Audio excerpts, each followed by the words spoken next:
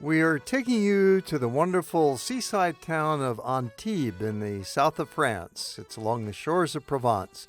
We'll be spending quite a bit of time here in the program, walking through the little lanes and showing you the markets, the shoreline, the old buildings, and the people. It's a fascinating town with a great history that goes back 2,500 years at least.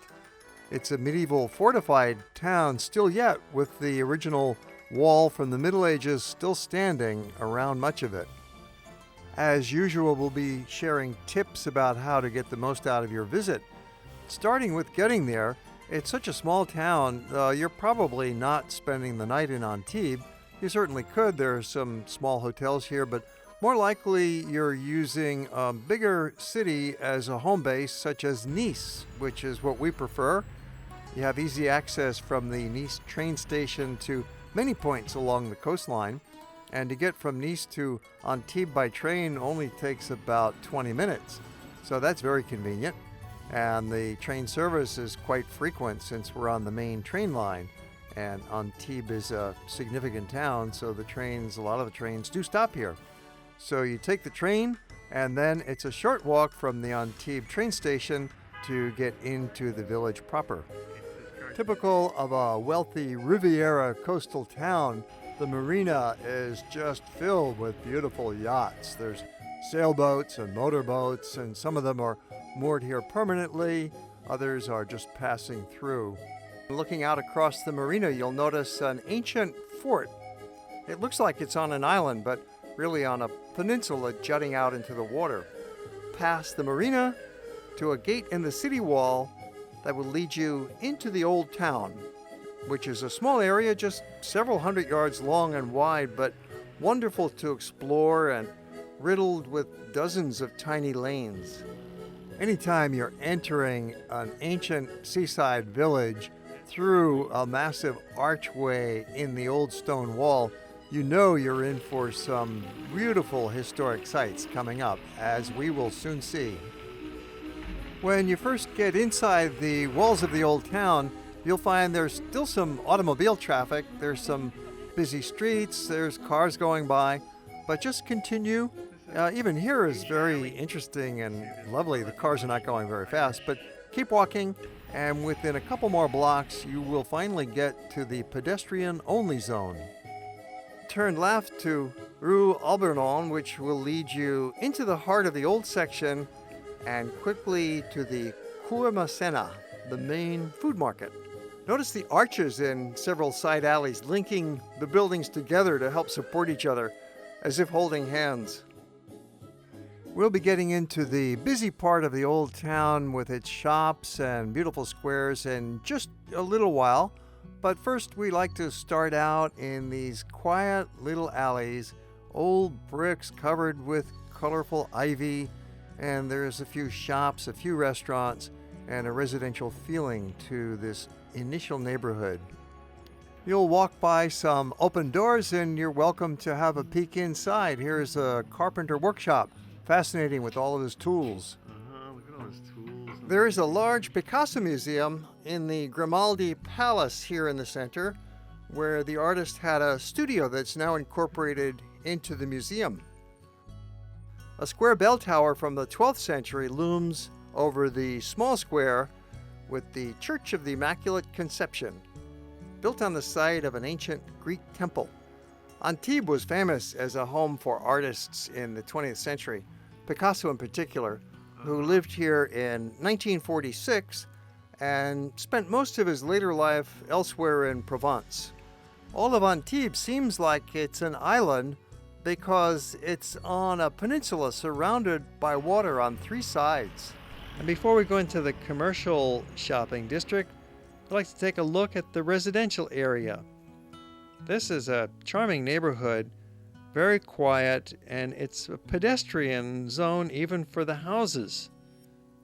So these people walk to get to their house.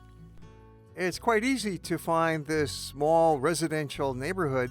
You just keep walking past the Picasso Museum, and you're going to go right into it.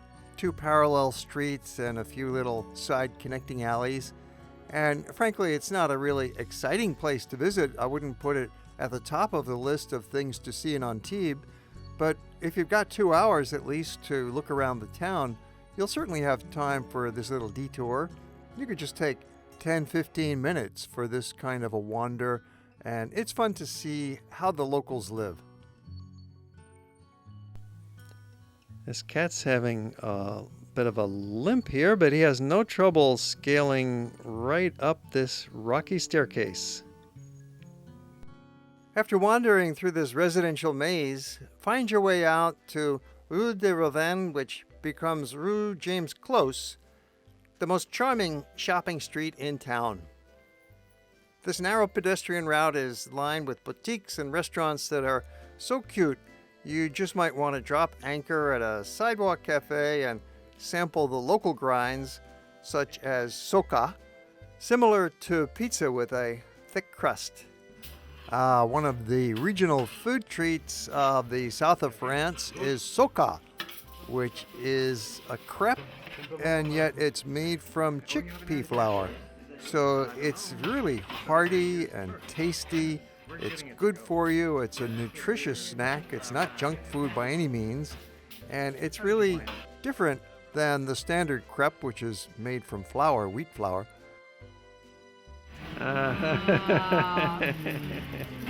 This is really quite a special thing, and of course you can have different toppings on it, or just have it plain. There's so much flavor in the chickpea, you don't need any special toppings. You don't need any sugar or jam or anything. Just a plain soca is really a satisfying treat. Well, lucky us, we happened to be visiting just as the Beaujolais Nouveau was being released. It's that annual event. More for Peter. It happens in the fall, and what happens generally is the wine shops will offer free tastings of the Beaujolais Nouveau.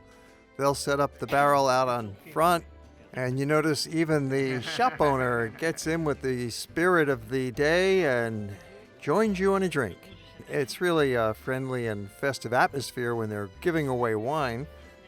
And so, of course, you want to join in the spirit of the event and participate, and perhaps even buy a bottle for later on. Or maybe you'll get a takeout sandwich from one of the small convenience stores here and sit down on a step and watch the people walk past from your own little sidewalk perch. That's a very economical way to eat. You know, even in expensive towns, such as along the French Riviera, you can always find a takeout sandwich place and get an inexpensive meal that is going to cost you under €5, and get a soft drink to go with it, find a place to sit, and enjoy a very inexpensive meal. Of course, you do want to have some good foods on your travels as well, but often at lunch, you're just moving along, you don't have a lot of time, and you just want to grab something quick and simple. Walking along on Rue James Close is almost like strolling through an outdoor museum. The shop fronts are so interesting. You don't find the big chain stores here. They're all little boutiques. They've got antiques, clothing, furnishings, and artworks. These few blocks in the center are really some of the sweetest in the entire Riviera. And this very old shopping street is kind of a forerunner of today's modern shopping malls. These streets have always been too narrow for cars, so it's been a pedestrian zone from the beginning. At the center of the old town, you will find the Place Nationale. It is the place to go if you want to sit down and have a drink, or you can have a nice meal at one of the many restaurants around the place. It's always a place for people watching, for the rendezvous, to hang out for a while, to sit down and rest, recharge. And the rest of the old town is immediately all around it. Within about 4 blocks, you've got all of the sights to see. And some days the Place Nationale is the host to the flea market. You can rummage around here, maybe look for some clothing bargains, get some knickknacks, find some local curios, or just do some more people watching. You'll find that the locals are quite friendly. Hello, bonjour. Bonjour. beautiful. Another tip is to visit the food market. It's a covered produce market. In here you'll find piles and piles of local produce. There's the greens, there's the tomatoes, lots of potatoes, plenty of locals out. You might pick up some fresh fruits as a snack, but even if you're not purchasing anything, it's always a delight to wander through a local food market, especially when you're in Provence. A wide variety of fresh and locally grown herbs will really delight your senses. The odor is so light and wonderful.